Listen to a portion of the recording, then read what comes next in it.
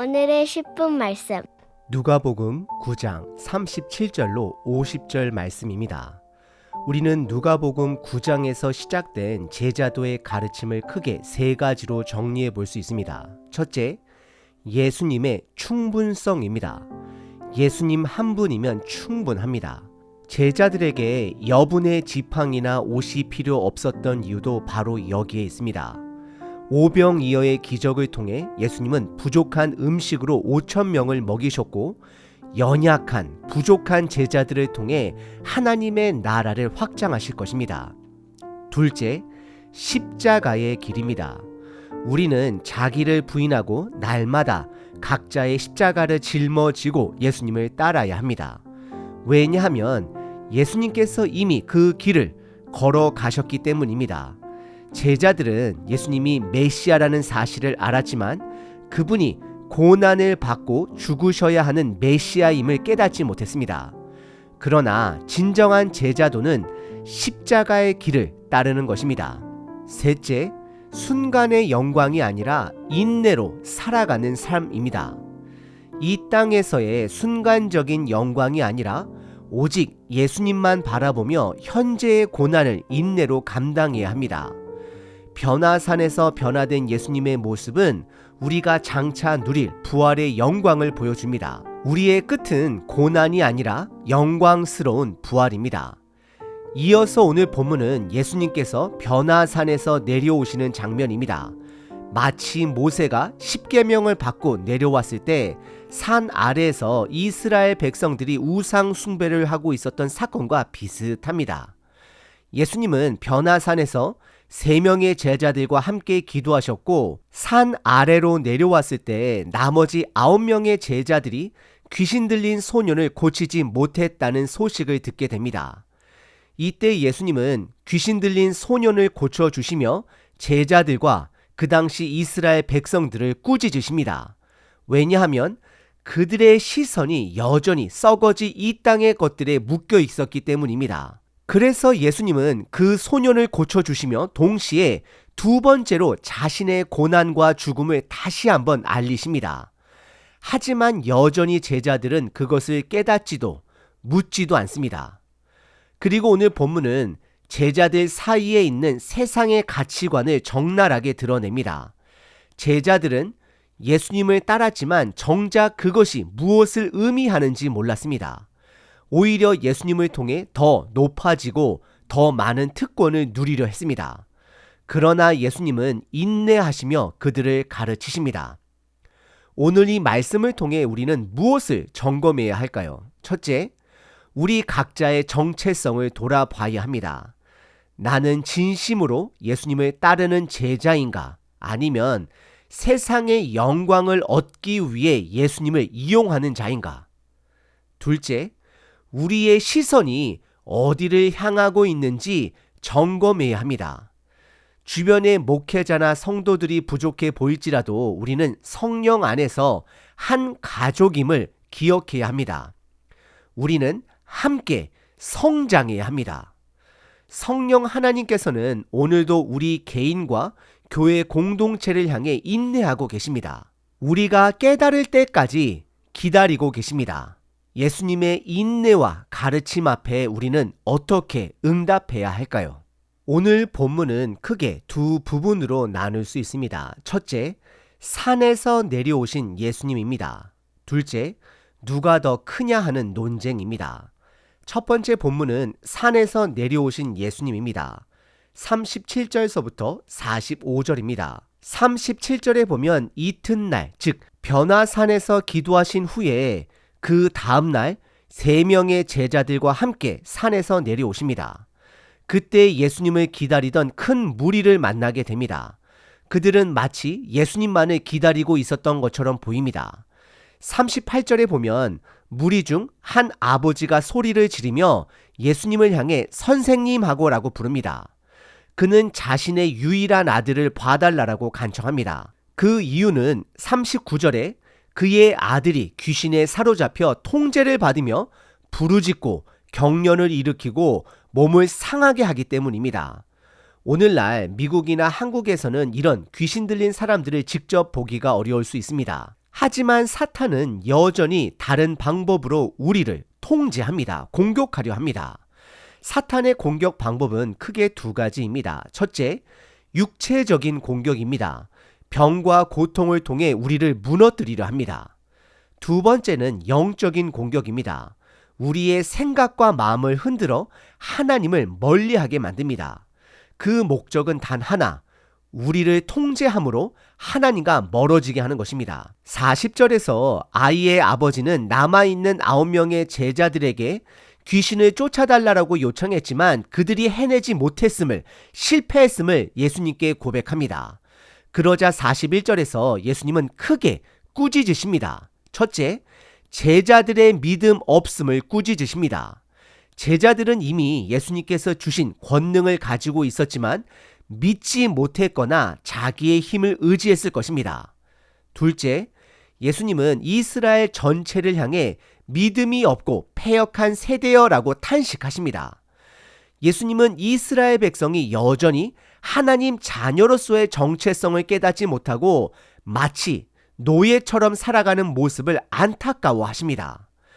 예수님은 십자가에서 죽기까지 시간이 얼마 남지 않았다라는 것을 알고 계셨습니다. 그래서 하루라도 더 믿음의 정체성을 가르치시고 싶으셨던 것이었습니다. 그러자 예수님은 당장 그 아이를 데려오라고 명령하십니다. 그리고 42절에 귀신을 꾸짖고 아이를 회복시킨 후 아버지에게 돌려주십니다. 이어지는 43절에 보면 이를 본 백성들은 모두 하나님의 위대하심을 보고 놀라워합니다. 그런데 바로 그 순간 예수님은 제자들을 향해 다시 뜬금없이 자신의 죽음을 예고하십니다. 44절입니다. 이 말을 너희 귀에 담아두라. 인자가 장차 사람들의 손에 넘겨지리라 말씀하십니다. 왜 예수님은 사람들이 기적을 보고 감탄하는 순간, 그 순간의 제자들에게 자신의 죽음을 다시 말씀하셨을까요? 첫째, 제자들은 눈앞의 기적보다 예수님의 사명의 본질을 깨달아야 했기 때문입니다. 치유 사역이 중요하지 않다는 것이 아닙니다. 하지만 기적 자체가 목적이 아니라 예수님의 십자가를 통해 이루실 구원의 사명이 핵심이 되기 때문입니다. 둘째, 예수님은 제자들이 세상적 관점이 아니라 하나님의 시선으로, 하나님의 자녀의 정체성으로 하나님의 임무를 바라보기를 원하셨습니다.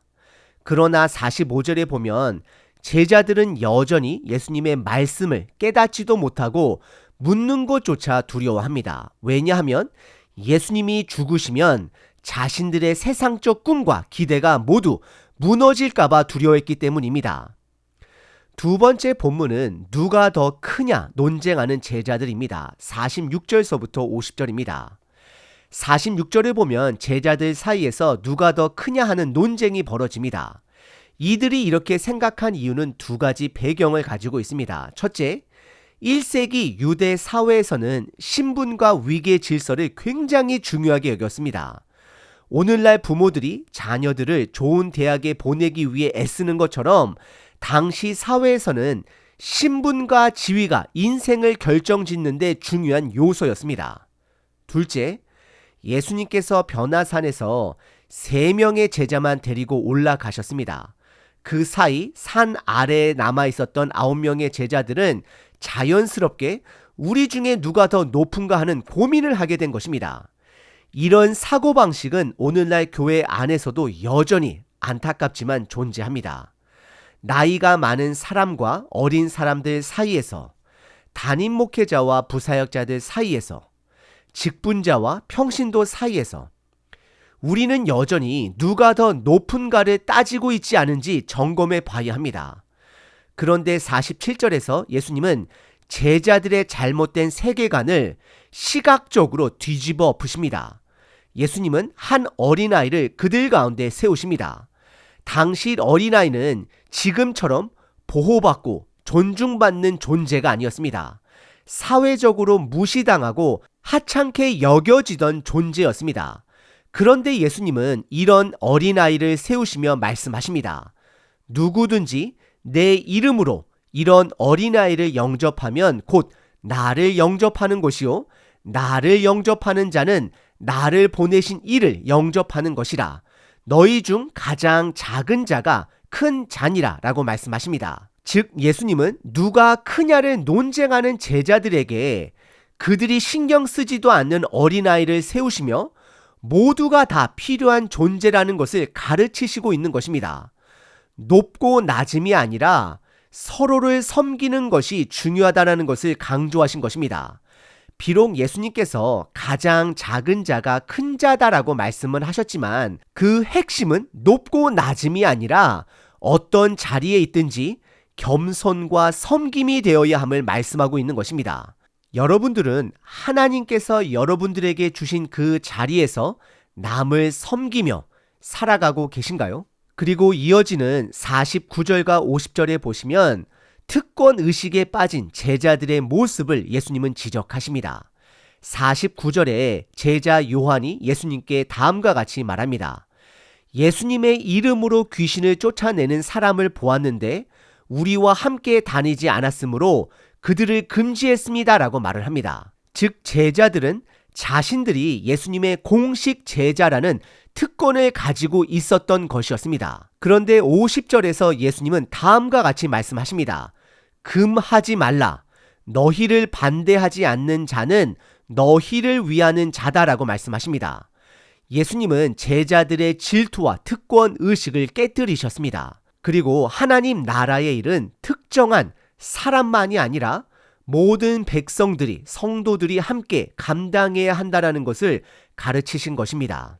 오늘 본문을 보면 예수님은 산 아래로 내려오셨지만 제자들과 백성들은 여전히 세상의 가치관 속에 살아가고 있었습니다. 제자들은 믿음 없이 사람을 고치려 했고 누가 더 크냐를 두고 다투며 예수님의 제자라는 특권 의식에 빠져 있었습니다. 하지만 그런 제자들을 향해 예수님은 끝까지 인내하시며 가르치십니다. 첫째, 믿음이 있어야 합니다. 예수님은 제자들에게 고난 뒤에 영광이 있을 것을 믿으라고 계속해서 반복적으로 가르치십니다. 십자가 없이는 부활도 없습니다. 우리가 신앙생활을 하면서 어려움을 겪을 때 믿음으로 끝까지 인내해야 합니다. 둘째, 하나님 나라에서는 크고 작은 자가 따로 없습니다. 예수님은 제자들에게 너희 중에서 가장 작은 자가 큰 자다라고 말씀하셨습니다. 즉 하나님 나라에서는 모두가 필요한 존재입니다. 교회 안에서도 마찬가지입니다. 부족해 보이는 식구라 할지라도 하나님께서 쓰시는 소중한 사람들입니다. 우리는 함께 성장해야 합니다. 셋째, 하나님의 나라는 특정한 사람들에게만 주어지는 나라가 아닙니다. 예수님의 이름으로 귀신을 쫓아내는 무리를 본 요한은 그들을 금지했지만 예수님은 금하지 말라고 말씀하셨습니다. 하나님의 나라는 목회자만의 것도 아니고 한 교회만의 것도 아닙니다. 예수님을 따르고 제자의 삶을 살아가는 모든 자들이 하나님의 증인이 됩니다. 이 말씀을 통해 우리의 삶을 돌아봐야 합니다. 나는 교회 안에서 혹은 세상 속에서 더 높아지기 위해 살아가고 있지는 않으신가요? 우리 공동체 안에서 부족해 보이는 사람을 외면하고 있지는 않으신가요? 우리 각자가 특권을 누리는 신앙이 아니라 섬기고 낮아지고 품는 신앙을 실천하고 있으신가요? 예수님은 제자들이 아직 깨닫지 못하고 질문조차 하지 못하는 상태에서도 사랑과 인내로 그들과 함께하고 계십니다. 우리도 신앙의 성숙을 높아지는 것이 아니라 섬김으로 보여주는 공동체가 되어야 합니다. 이제 우리는 어떻게 살아가야 하겠습니까? 에베소서 4장 15절 오직 사랑 안에서 참된 것을 하여 모든 일에 그에게까지 자랄지라. 그는 머리니 곧 그리스도라. 그에게서 온 몸이 각 마디를 통하여 도움을 받음으로 연결되고 결합되어 각 지체의 분량대로 역사하여 그 몸을 자라게 하며 사랑 안에서 스스로 세우느니라. 주님, 오늘 말씀을 통해 우리가 함께 성장해야 하는 공동체임을 깨닫게 하심에 감사합니다. 우리가 세상의 가치가 아니라 예수님의 마음을 따라 살아가게 하시고 높아지려 하기보다 서로를 섬기며 사랑하게 하소서. 우리 안에 부족한 자라도 하나님께서 소중히 여기시는 지체임을 기억하게 하시고 함께 성장하며 함께 믿음을 키워가는 우리 각 교회 식구가 되게 하소서. 우리를 하나의 공동체로 묶어주시는 예수님의 이름으로 기도드립니다. 아멘. 항상 기뻐하라. 쉬지 말고 기도하라. 범사에 감사하라.